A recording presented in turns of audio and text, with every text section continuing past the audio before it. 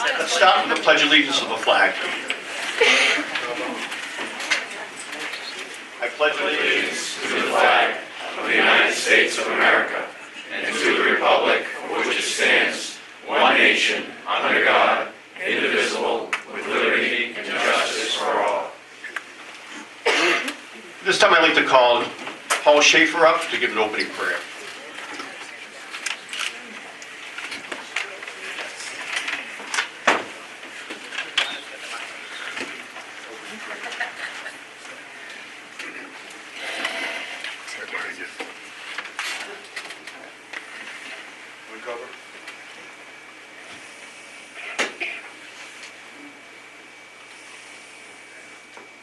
It's an honor to be here.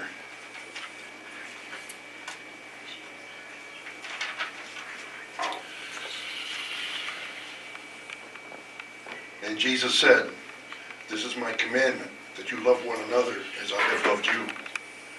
Greater love has no man than this, that a man lay down his life for his friends." That's from the Gospel of John, chapter 15, verses 12 through 13. They went off to war. They hugged and kissed their loved ones goodbye with words of comfort. "I'll be back before you know it. See you soon. I love you." Young boys would soon become men. Our fathers, brothers, sons and husbands. Some did not come home. Today we honor them with hearts full of love and pride. Today we remember them, yet with hearts full of sorrow. Today we remember them with the thanks that comes with knowing their sacrifice. We are truly blessed to have heroes such as these. Father in heaven, we know that our brothers are with you.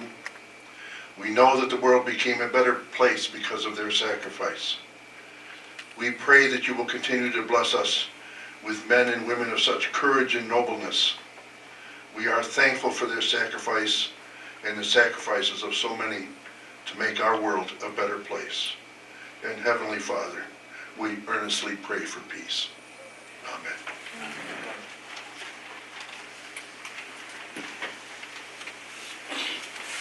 You may be seated.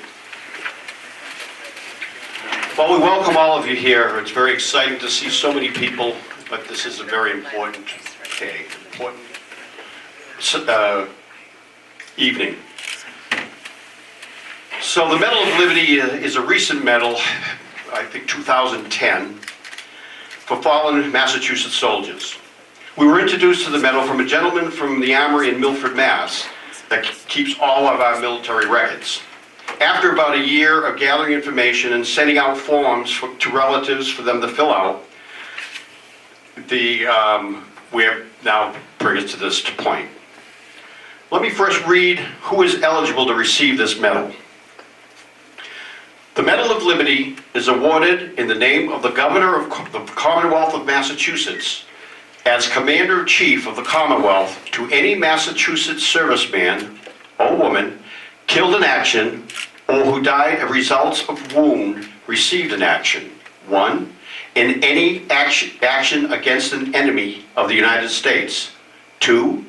In any action with an opposing armed force of a foreign country in which the armed forces of the United States are or have been engaged. 3. While serving with friendly foreign forces engaged in an armed conflict against an opposing armed force in which the United States is not the belligerent party. 4. As a result of an act of any such enemy of opposing armed forces. 5. As a result of an act of any hostile force. 6. After March 28, 1973, a result of an international terrorist attack against the United States or a foreign nation friendly to the United States. 7. After March 28, 1973, as a result of military operations while serving outside the territory of the United States as part of a peacekeeping or humanitarian force. 8. After December 6, 1941, by a weapon fire while directly engaged in armed conflict regardless of the weapon causing the wound. And 9, while held as a prisoner of war or while being taken captive.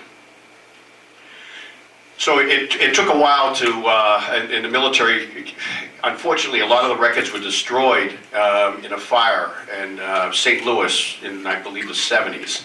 So it's sometimes very difficult to gather all the right information.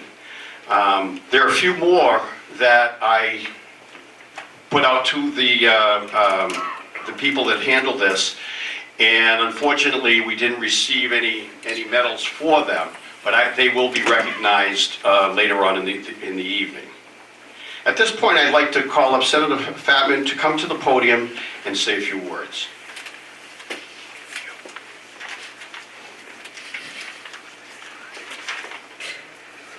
Thank you, Dave. Good evening, everyone. My name is Ryan Fatman. I have the honor and privilege of being born and raised in this wonderful town. And tonight it's really wonderful to see so many people come out to honor those who paid the ultimate sacrifice and their families. Back in May, I had the privilege of going down to Fort Rucker, Alabama to watch my brother graduate from Army Flight School. And I got there a little bit before the rest of my family because I had known how hard he worked over the last 2 years and all the time, sweat, blood, toil, and tears he had put into the effort. So I took him down to Florida. And we probably had one of the most interesting conversations I've ever had in my life, where he shared with me this thought process of why I decided to join the military. And in the process of going through, his thoughts and sharing with me sort of his intimate feelings, he talked about Poppy. So Poppy is my mother's father, my grandfather. He fought in World War II in Okinawa in the Pacific. And one of the things he asked me was, did you ever wonder what would have happened if when Poppy was shot, when they were ambushed in Okinawa, if the bullet hadn't hit him in his ankle? And I kind of looked at him funny and I said, I don't follow, what do you mean? He said, what if it had gone just a little higher into his thigh? What if it had hit his artery? What if he had died?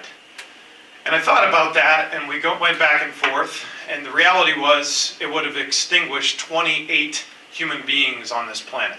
My mom was one of 7. We have a tremendous amount of cousins, and that's just my cousins. Now my cousins are having children. So we think about this sacrifice that the people and the families here today that we're honoring. That bullet, or that plane, or that instance happened a little bit different for that family than it did for my family. And it meant all the difference. It changed the course of that family's history, the course of many lives that we will never, ever know about. And that is why this is a solemn occasion. It is why it is at this time when we are all to be thankful and praise of Christmas season, very, very grateful to honor the families with this Medal of Liberty for the ultimate sacrifice that they paid. Thank you so much for being here. May God bless everybody during this holiday season.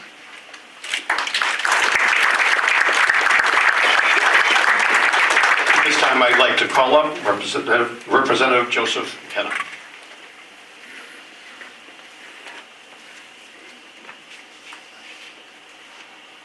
Good evening. I am deeply, deeply humbled to be with you all this evening to recognize this Medal of Liberty.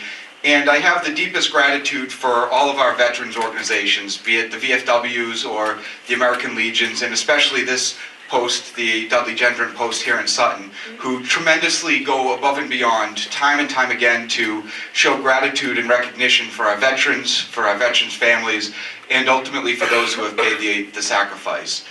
And it is right, as Senator Fatman mentioned, that we come together around this holiday season in particular to recognize those who are not here with us to celebrate. And while it may be generations in the past that we lost our loved one and our veterans didn't come home, that loss is just as dear to us every year and every holiday season. And while it is the individual, the soldier who paid the ultimate sacrifice, it's the loved ones and it's the families who sacrifice right along with them and who often get overlooked and don't receive the recognition. And they live on their lives without that individual who paid their sacrifice so that we may all live in a free country. So just a few weeks ago, I was privileged to join Governor Baker, Lieutenant Governor Karen Polito, and Secretary Urena at the tree lighting for the Gold Star Family's holiday tree. And I can tell you that it is with the most gratitude that the entire Commonwealth shares our gratitude and appreciation and true love for our veterans this holiday season. Thank you.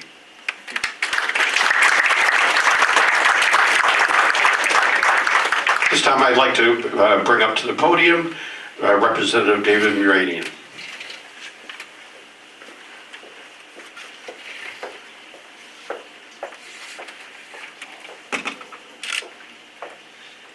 Good evening, everyone.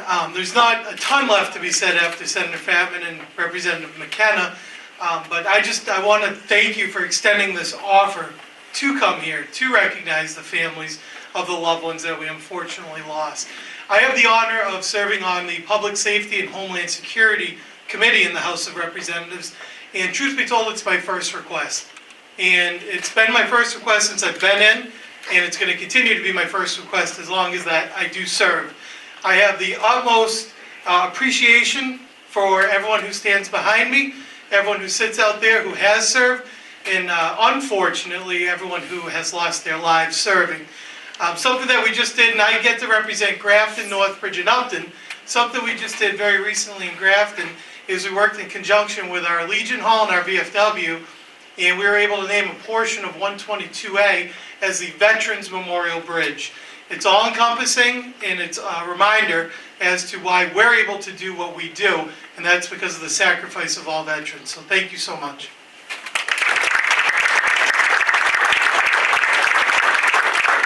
I'd like to call up the Chairman of the Board of Selectmen of Sutton, David Hall.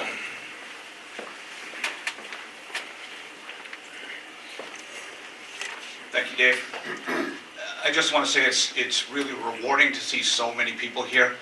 I'd like to say I think we all think that Sutton is a great community, and the reason for that is the community. It's the chance to get together, to come together, shared purpose, and an event like this is a great example of that. You know, we come together for Chain of Lights, we come together for the 4th of July parade and countless other things around town all year long, but at this time, everyone else has recognized this as well. This is not an event that is really specific to a given time of year, but at this time of year, it just feels right to be having this now. There was an old comedian that had a line about crowds. The thing about crowds is people always show up for them, and I feel that same way about community. You can't have community without people. So we live in a world that, as we know, is very polarized today, but this is the kind of event where we come together and have that shared purpose and recognize the things that bring us together and not apart. Dave mentioned all of the work that it took to bring this event together, and I would really like to recognize Dave's efforts for that. There are 8 people.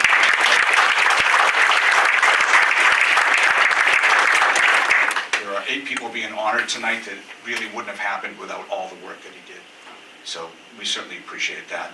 And you know, as Ryan said, when you think about an event like this, and you think about the impact on families, and a couple of generations later, it's subtle, it's hard to know what you lost, but families give up so much in these circumstances, and we're all here benefiting from the freedoms that we're granted because of the sacrifice that all these families made.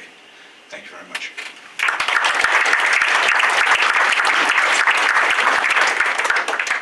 Now I'd like to call up Selectman and member of the Sons of American Legion, Jesse Lemanik.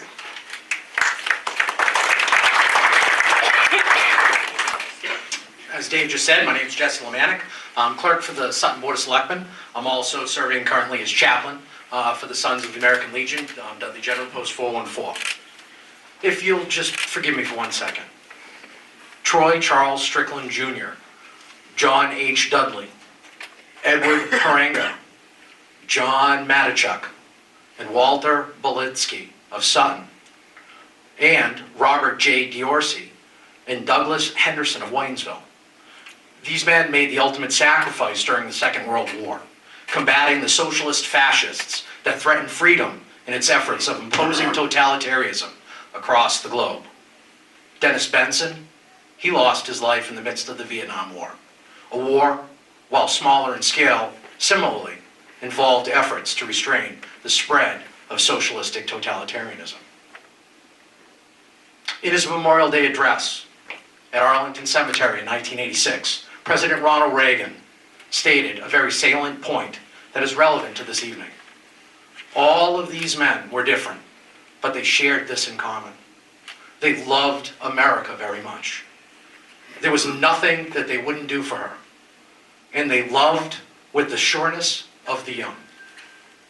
In answering the call, these 8 heroes, they left their families, their friends, in their hometowns, prepared to do what was ever necessary to ensure that those that they left behind would remain free.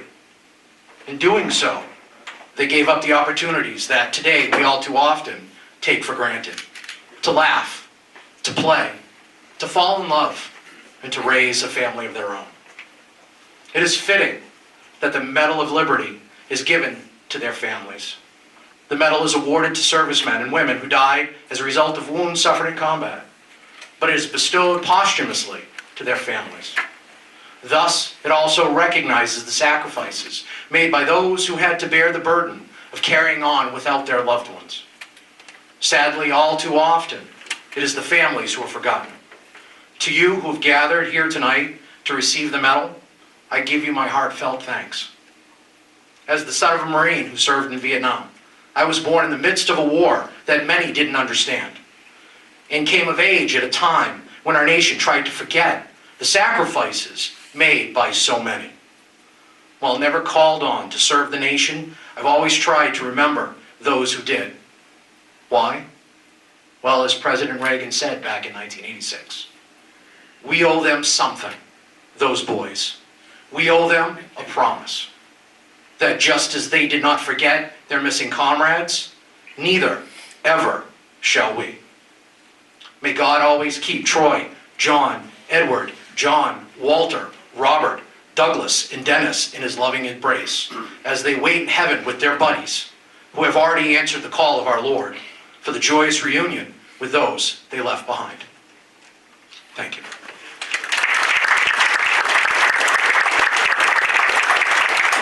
I'd like to call up Bill Hillane, our acting commander. He's a senior vice commander of the Dudley Post. Our commander is in Florida, so I'd like to invite him up to present the medals. I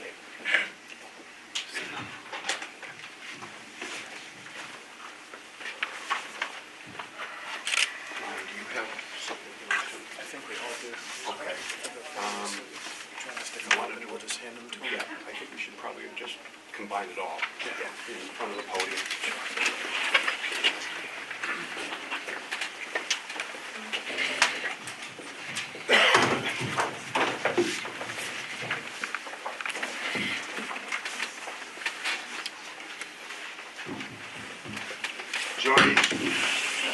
John H. Dudley of Sutton, Staff Sergeant, U.S. Army, and a rear gunner on a B-17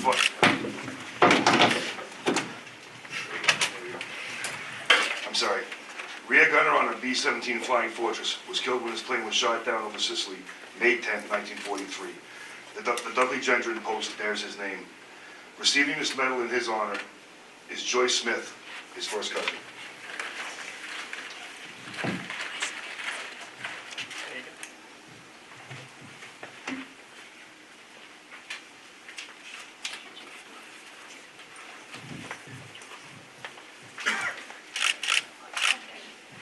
I wanted to say a few words about him.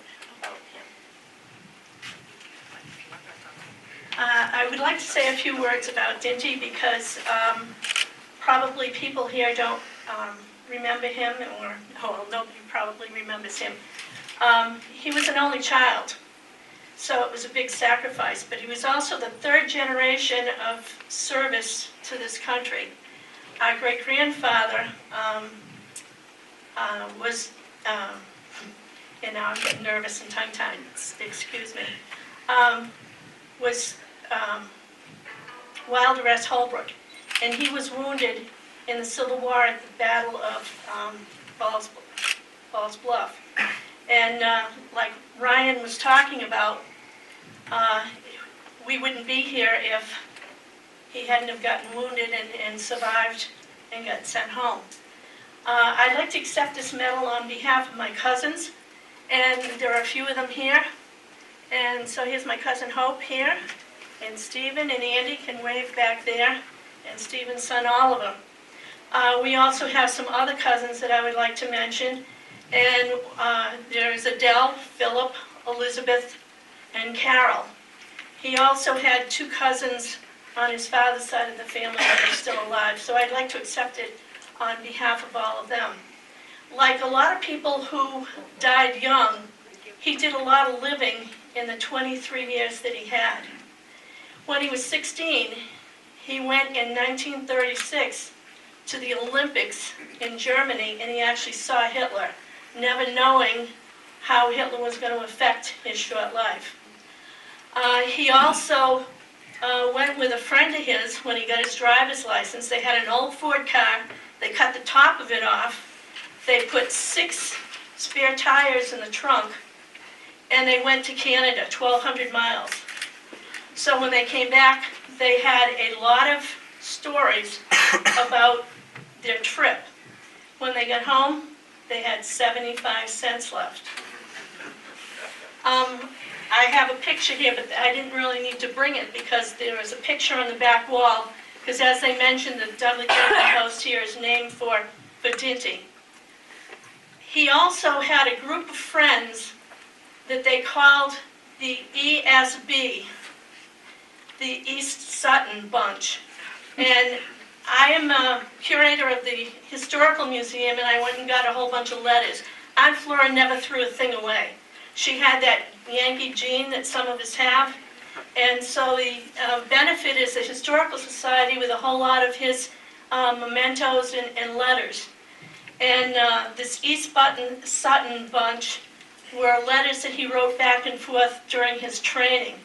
So he was in Fort Devens, he was in the Marine training in Virginia, he was in Florida, he was in New Mexico, and he was in Texas. He ended up going overseas to North Africa and was in Morocco before, and that's where their base was when they were flying over Sicily, and he was shot down. So shortly after his 23rd birthday, he lost his life. He wasn't supposed to fly that day, but there were other people that were sick, and he took their place. I could read, what I wanted to read was something that's on page 417 of the volume 2 of the Sutton History. And it's a description of a firefight they got into, and how his parachute was shredded behind him, and the whole plane was shaking, and one of his crewmates was saying how calm he stayed. And so I would like, if you have that volume 2 of the Sutton History on page 417, to read that. His mother and father donated 70 acres of Purgatory in his memory. So as you drive into Purgatory on the left-hand side, there is a flag and a plaque, and it's dedicated to the American boy so that they can camp there. And that's not happening anymore, and it's my aim in life to get that restored before I die. So thank you very much, and on behalf of all my cousins, thank you for this medal, and we will put it in the Historical Society. Thank you. One more thing. Brian and David were my biology students, so I'd like to say thank you.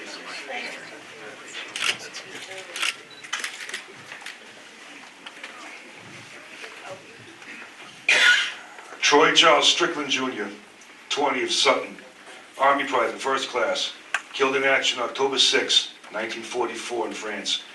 Receiving this medal in his honor is his niece, Carol Olson Warren.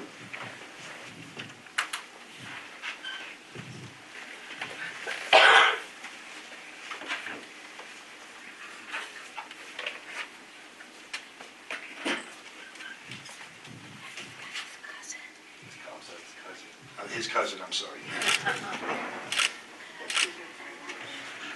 I mean, it's hard to follow Joyce Smith, so everybody knows how everybody really loves a veteran or someone who's still in the service, protecting us, and God bless America.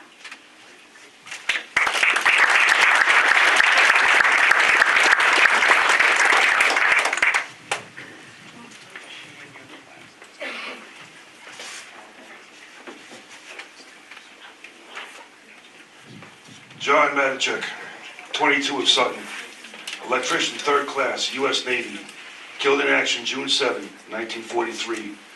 Receiving this medal in his honor is Marcia Hendricks, his niece.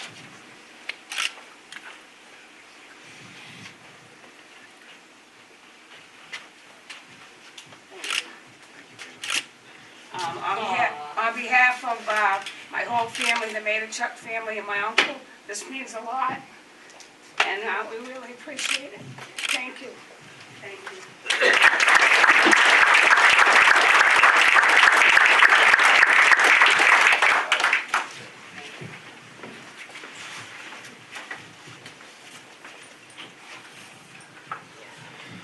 Edward Haringa, 22 of Sutton, Army, private 1st class, missing in action April 9, 1945 in Germany. Receiving this medal in his honor is Jack Haringa, his grandson.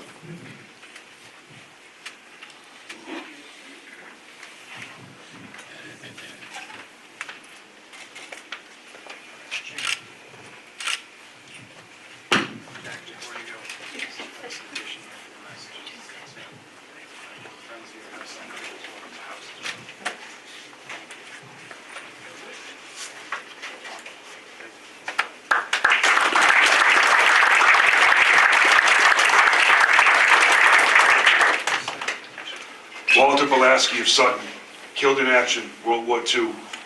Prior to entering the U.S. Navy, he was a ward of the state. Because he has no known living relatives, his medal will be kept at the Dudley-Gendron. Receiving the medal in his honor is Earl Duncan, past commander of the Dudley-Gendron.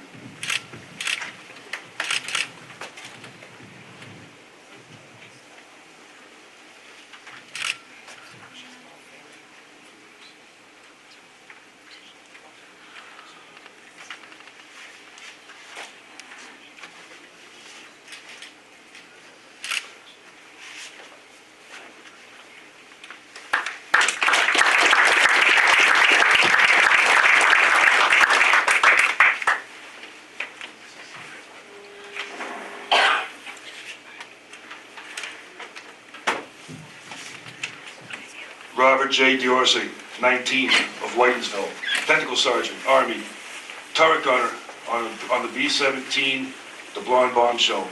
Did 27 missions, was shot down and missing in action at Morschad Bridge in Trier, Germany, December 25, 1944. Receiving the medal in his honor is his niece, Ellen Gosling.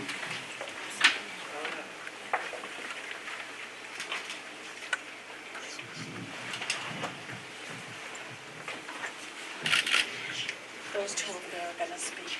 Oh, no. I wasn't prepared for any of this, but I know that their mom... Speech isn't required. Well, I'll just say a few words. Robert's sister and brother would love to be here, and they're very gracious for all your efforts in putting this all together. Thank you.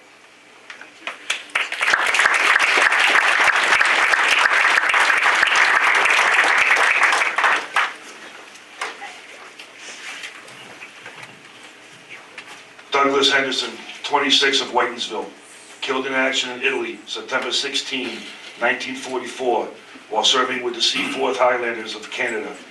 Receiving this medal in his honor, James Henderson, his nephew. Thank you very much, sir. Thank you.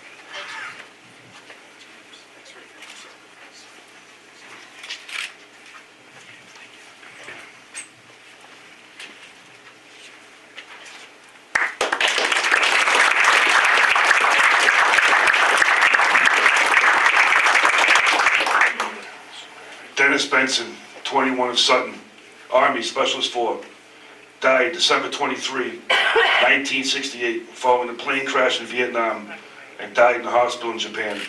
Receiving the medal in his honor is Donna LaValle, his sister.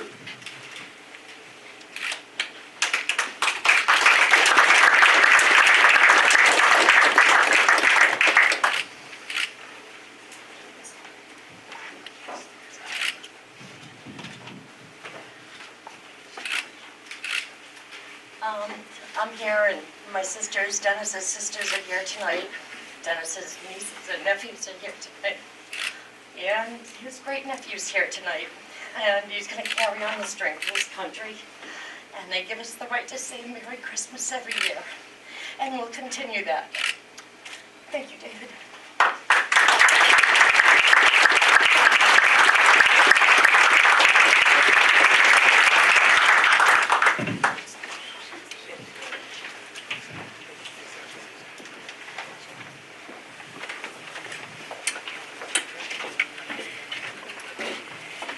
As I stated in my opening remarks, there are others that perished during World War II and Vietnam from the town of Sutton. I'd like to recognize those folks right now. Henry Gendron, whose picture is right in the back wall, and Henry was born in Sutton in 1913. He landed in Normandy on December 15, 1944, as a part of the 643rd Tank Destroyer Battalion in the 3rd Armored Division. The Battle of the Bulge started the next day. His division was deployed to the front lines on December 22, 1944, to support the attack of Sutton, Belgium. Their first encounter with the enemy was in the town of Mayhem, province of Luxembourg. And the enemy included the famous German Panzer Tank Division. Henry Gendron died on December 23, 1944, in that battle, and as a matter of fact, it was the first battle he was ever in. First and last. And he's buried over in Belgium. Robert Minush was killed in action in Germany on April 11, 1945. He received 2 Purple Hearts and a Bronze Star. Robert is buried in France. John Robert Henn was born February 11, 1968 in the town of Sutton. He graduated from Sutton High School. He entered the Army in 1968 and was part of the 79th Artillery 1st Cavalry Division.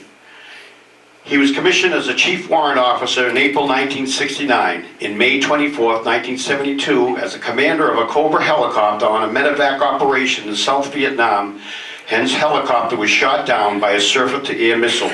An immediate search of the area was not possible because of the enemy's situation. But on June 2nd and June 5th, a brief search was conducted without results. There was at least some chance that Henn survived the crash and was captured. So the Army classified him as missing in action rather than killed, body not recovered. His name inscribed at the Courts of Missing at Honolulu Memorial, a memorial dedicated to those from World War II, Korea, Vietnam, who are missing in action, lost, or buried at sea. After a period of time, the Army changed the status to killed in action. At this time, I'd like to call up Dan Prouty and our Finance Officer, Robert Smith.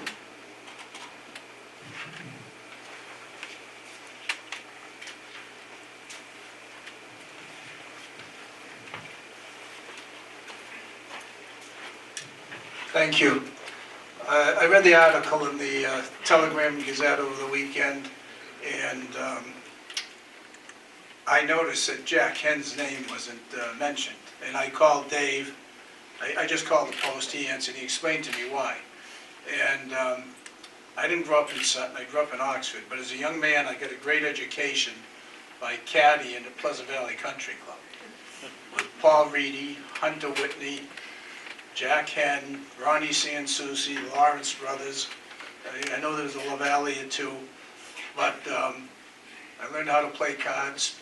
I perfected my basketball, because when you're waiting, you went there at 8 o'clock in the morning, you probably started caddying 11 or 12 or later. And this is what we did to keep busy. But Jackie Henn always had a smile.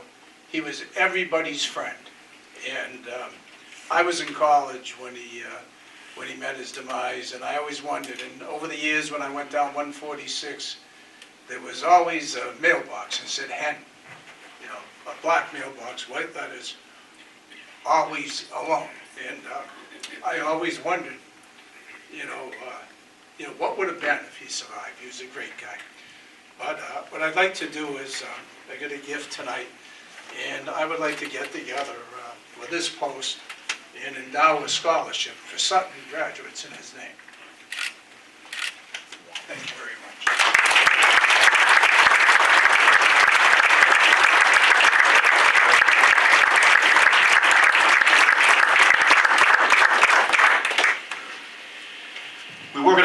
remarks, but instead we're going to have a moment of silence. This moment of silence for these 8 people and those others who have sacrificed the ultimate sacrifice so we could be here tonight.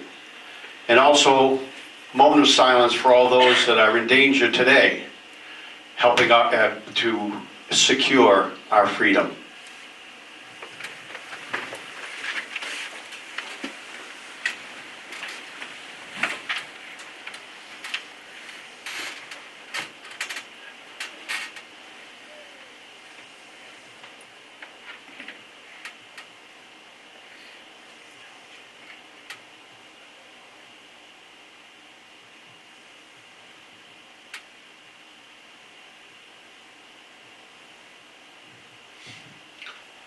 Thank you. At this time, I'd like to call Peter Gauthier, the chaplain here at the Dudley-Gendron, to close in prayer.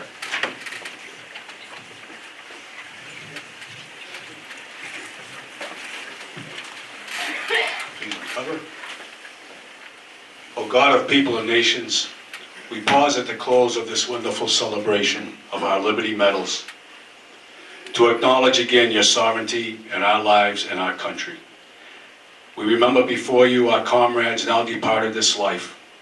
We honor them for their loyalty to God and country, for their good deeds and for their friendships. May they rest in peace. May the good works you have begun in them be brought to perfection, that our nation may be strong and our people secure and happy. Amen.